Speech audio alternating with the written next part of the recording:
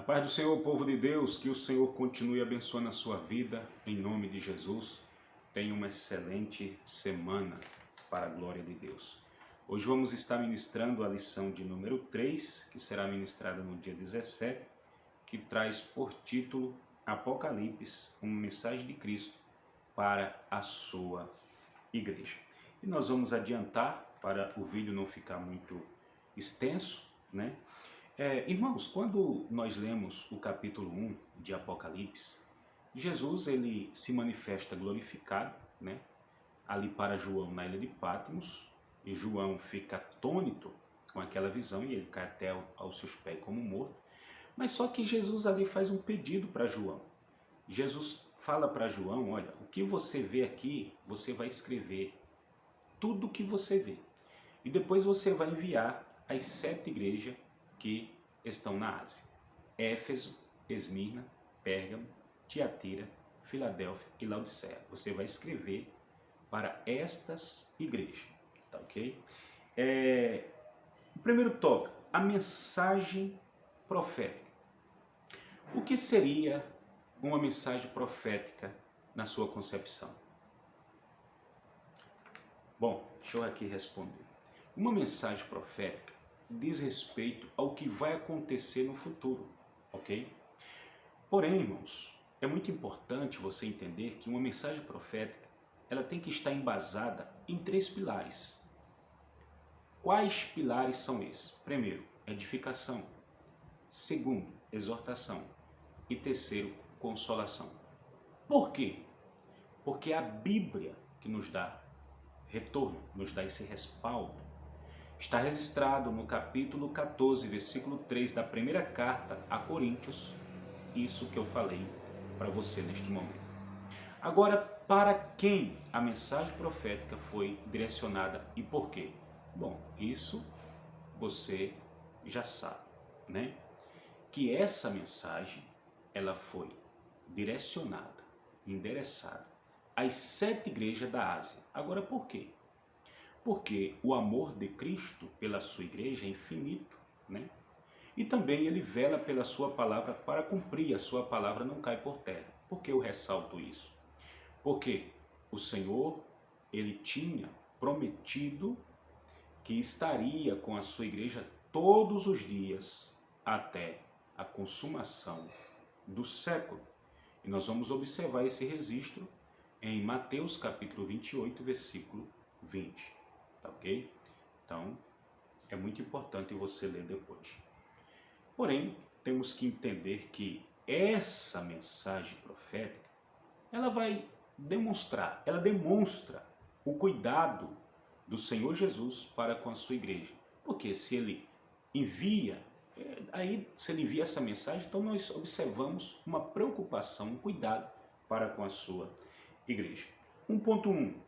Por que 7 igrejas da Ásia?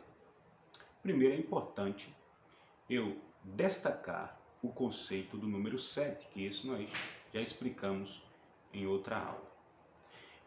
O conceito do número 7 está ligado à totalidade, ok? A perfeição ou perfeito. No que tange à totalidade, João ele escreveu às 7 igrejas da Ásia, que é uma representação da igreja de Cristo em toda parte do mundo, ok? Por isso 7 igrejas, 7 igrejas. Mais uma vez eu quero destacar a diferença de igreja como organismo para a igreja como organização. Por quê? Eu estou ressaltando isso? Porque no outro vídeo eu falei. Então eu quero destacar novamente. Igreja como organização diz respeito a uma congregação local, no caso, uma instituição religiosa. Ela pode estar em uma cidade, em diferentes bairros, certo? Igreja como organismo diz respeito ao corpo místico de Cristo, formado por pessoas lavadas, remidas, regeneradas, certo? E essas pessoas, ela pode estar em toda parte do globo terra. Onde uma pessoa aceitou a Cristo, a igreja está lá. Quem é o fundador ou fundamento da igreja? É Cristo, conforme registra Mateus capítulo 16, versículo 18, quando Jesus diz: Tu és Pedro, e sobre esta pedra edificarei a minha igreja, e as portas do inferno não prevalecerão contra ela. A igreja foi fundada, ou digamos assim, instituída, no dia de Pentecoste, no fim da primavera do ano 30.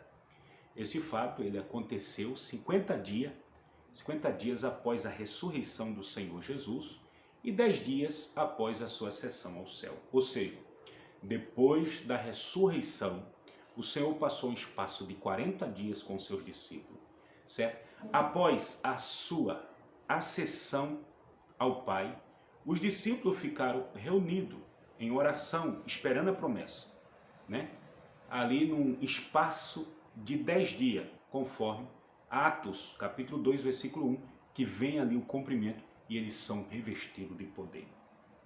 A festa de Pentecoste, meus irmãos, acontecia no 50º dia. Se após a ressurreição Jesus ficou com os seus discípulos um espaço de 40 dias, logo nós vamos entender que após sua ascensão ao Pai, restava apenas 10 dias para os discípulos serem revestidos de poder. Então eles perseveraram 10 dias até que a promessa de Joel se cumpriu naquele dia. Agora, por que a mensagem profética de Jesus foi direcionada para as 7 igrejas da Ásia? Por quê? Porque as 7 igrejas da Ásia é uma representação da Igreja de Cristo. E esta mensagem mostra Cristo falando com a sua igreja em toda parte do mundo, ok? Então vamos aqui para 1.2. Por que estas igrejas? Né? Por que 7 igrejas? E agora, por que estas igrejas?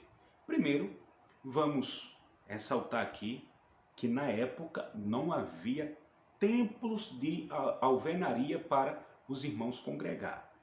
Então, os irmãos na época se reuniam em um lugar específico, que poderia ser na casa de um irmão, porém tinha um líder, certo? As coisas não eram bagunçadas, tinha ali um líder, ok? Por que eles não congregavam em um templo, mas congregavam em casa? Bom, na época, o cristianismo sofria uma grande perseguição e era considerado uma religião ilícita. Por isso, eles não tinham templos próprios, certo? Já que deixamos aqui bem claro essa questão, agora vamos responder a pergunta: por que estas igrejas? Por quê? O fato do Senhor escolher essas igrejas era porque havia nelas características presentes nas muitas igrejas locais em todo o mundo. Então esse foi o fato, né, dele escolher estas igrejas. Para explicar melhor essa ideia, é preciso entendermos o conceito de igreja invisível e igreja visível. O que seria isso?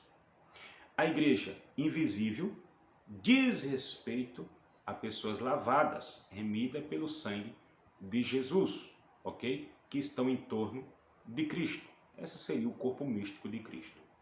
Essa é a igreja do arrebatamento, ok? Agora, a igreja visível diz respeito a pessoas em torno de Cristo. Porém, não podemos dizer que todos são regenerados. Agora, é na igreja visível que está a igreja invisível. Porém, o Senhor sabe quem vai subir e quem não vai subir. Na igreja visível pode haver fraude, falta de amor, frieza espiritual, divisão. Uns falando eu sou de Paulo, outros dizendo eu sou de Apolo. Porém, a pergunta é: quais as características das igrejas visíveis da Ásia Menor que refletem nas igrejas dos dias atuais? Quais as características que refletem nas igrejas dos dias atuais? Bom, vamos aqui. 1.3.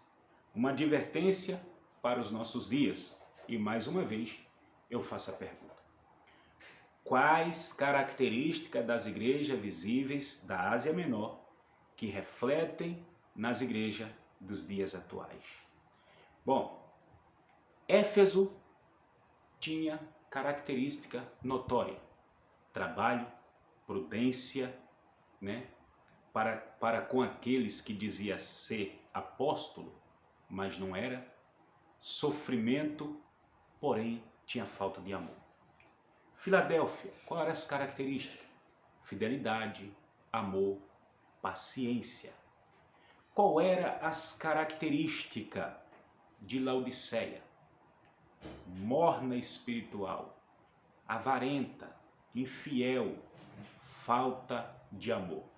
Qual eram as características de Esmirna? Fidelidade, amor, paciência.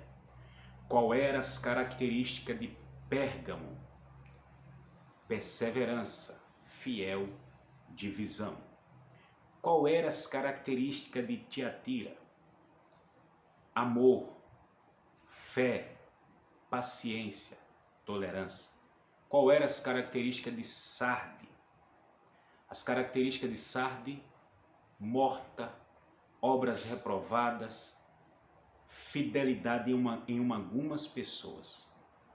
Então, essas características, meus irmãos, refletem nas igrejas dos dias atuais. Por exemplo, frieza espiritual, mornidão, mortos espiritualmente, tolerância no que diz respeito a pecado, fidelidade e falta de amor. Então nós vamos observar que diante dessa realidade, vemos a necessidade de arrependimento. É preciso arrepender para voltar a sentir a presença de Deus novamente, porque diz 2 Crônicas, capítulo 7, versículo 14, se o meu povo que se chama pelo meu nome se humilhar, orar e se converter de seus maus caminhos, eu ouvirei dos céus, perdoarei os seus pecados e sararei a sua terra, né? Então, vamos agora aqui para o segundo tópico, a mensagem de Cristo. A mensagem de Cristo.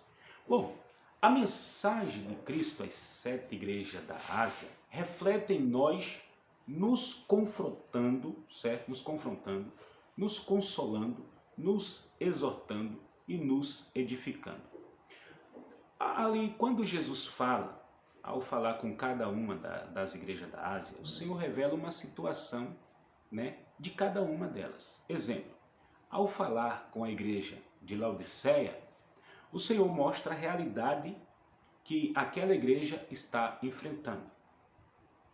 A igreja de Laodiceia não era quente nem fria, era uma igreja que tinha perdido o amor, era uma igreja que era morta. Por exemplo, mornidão vai dizer respeito à falta de amor, de compromisso com Deus, com a sua obra, né? Ou seja, o desleixo com a obra de Deus. Agora, o que leva, meus queridos, uma pessoa a entrar numa situação de mornidão espiritual? O que será que leva essa pessoa a entrar nessa situação? Bom, observamos que existe uma série de situações que pode levar essa pessoa a esse estado caótico. Vamos dar aqui um exemplo. Falta de santidade. Falta de santidade está ligada a pecado. Como? Prostituição, adultério, desobediência a Deus e ao pastor também, falta de oração, de vigilância, uma série de coisas, né? Então vamos dar outro exemplo. Se você colocar uma panela com água no fogo, ao chegar um certo tempo, ela vai ferver, certo? E vai ficar bem quente. Quando você desliga aquele fogo, passando um tempo, ela vai ficando morna. E por último, ela fica fria. Então, a ação do pecado, ela sufoca a ação do Espírito Santo, levando a pessoa ao estado de mornidão espiritual e, consequentemente, a morte espiritual, ok? Agora vamos para 2.1, estrutura da mensagem, né? Estrutura da mensagem. Dentro da estrutura da mensagem elaborada pelo comentarista, nos deparamos com o quinto ponto, que nos diz respeito à promessa, a uma promessa para quem vencer. Então, o Senhor Jesus Cristo, ele promete para o vencedor que esse vencedor vai comer da árvore da vida, ele não vai receber o dano da segunda morte, ele vai comer do maná escondido, ele vai receber uma pedra branca com um novo nome que ninguém conhece, só ele. Ele receberá também poder sobre as nações para reinar com Cristo. E ele vai receber também a estrela da manhã, que só lá você vai descobrir isso, ok?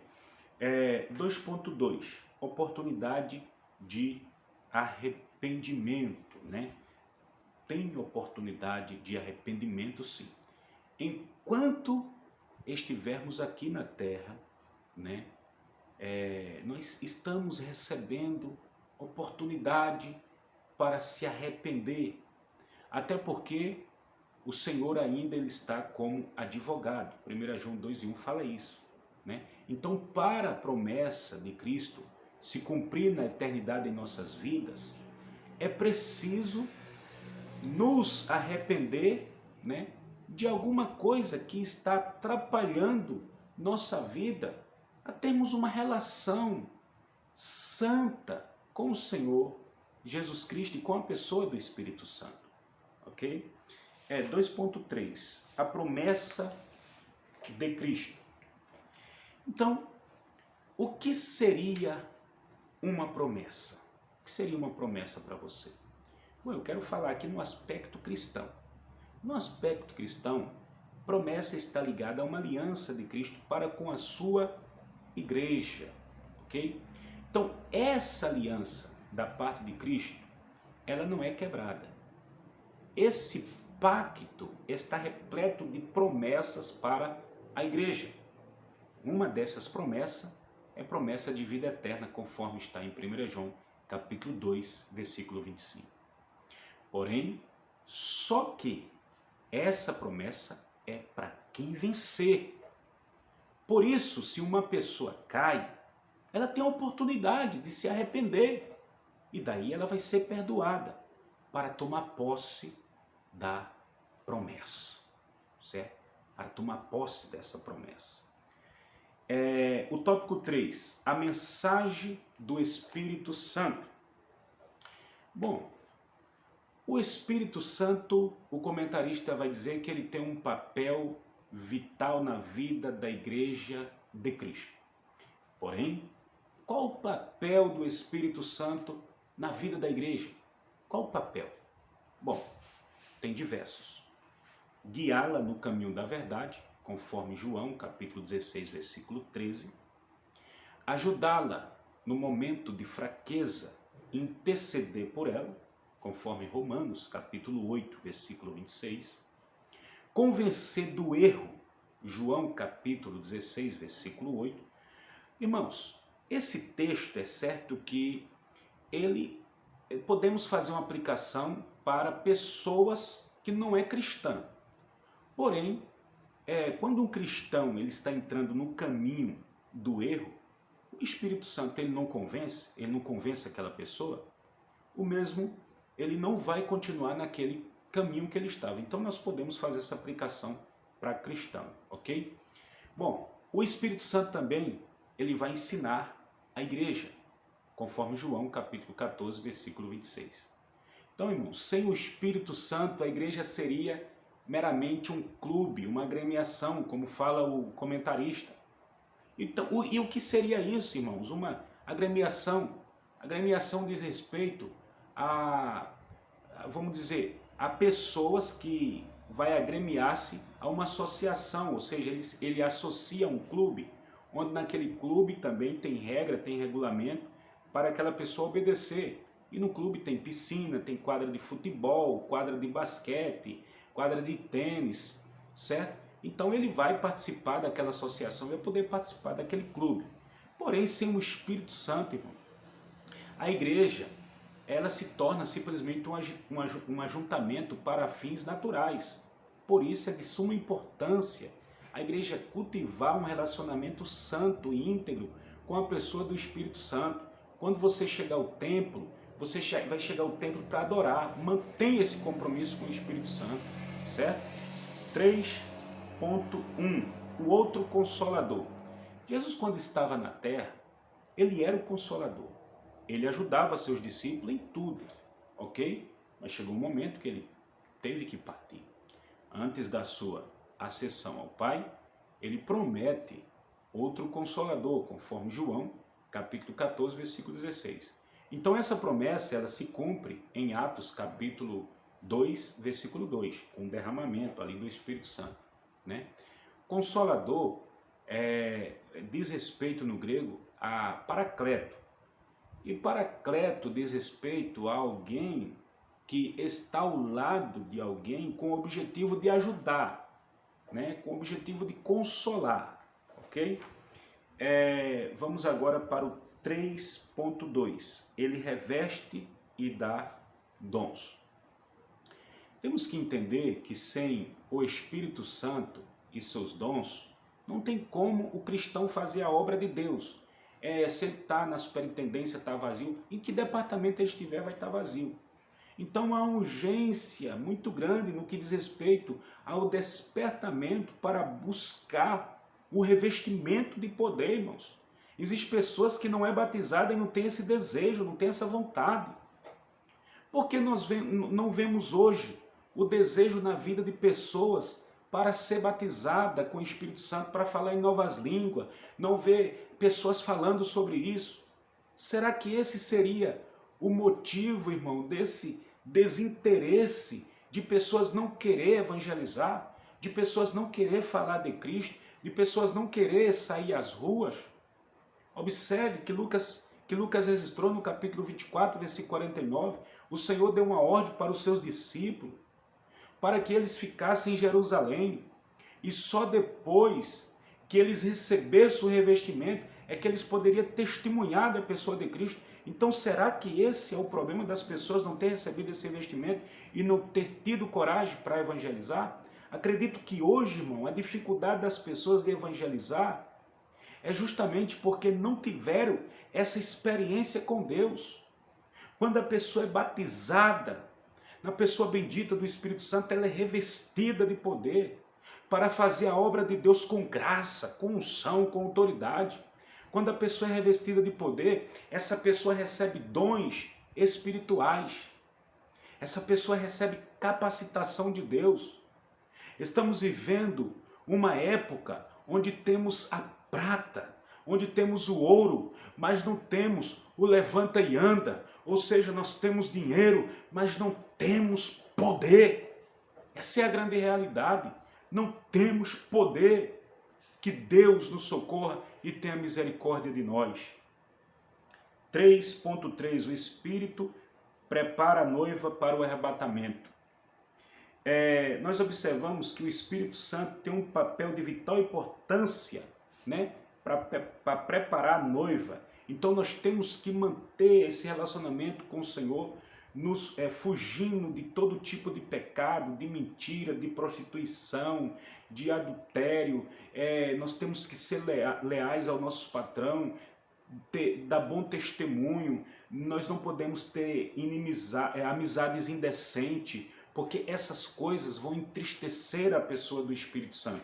Observe algo interessante aqui, que o David Ogilvy falou, um dos maiores, quer dizer, um pastor que tinha uma das maiores igrejas na Coreia, eu acredito que é uma das maiores igrejas da Assembleia de Deus na Coreia do Sul, esse saudoso pastor já está na glória, David Ogilvy, ele disse que a única razão que capacitou ele a construir uma igreja de 500 mil membros em menos de 30 anos foi porque a maravilhosa manifestação do Espírito Santo fluía através dos dons de revelações, dons vocacionais e de poder. Então, sem o poder do Espírito Santo, nós não podemos estar na frente de nenhum departamento, irmãos, porque nós não vamos executar aquele trabalho por excelência. Então, que venhamos guardar esta palavra no nosso coração e que venhamos aprender com a palavra de Deus e venhamos colocar em prática para que assim a nossa vida venha a ser uma vida cheia do poder de Deus e nós venhamos ser diferentes para a glória dele.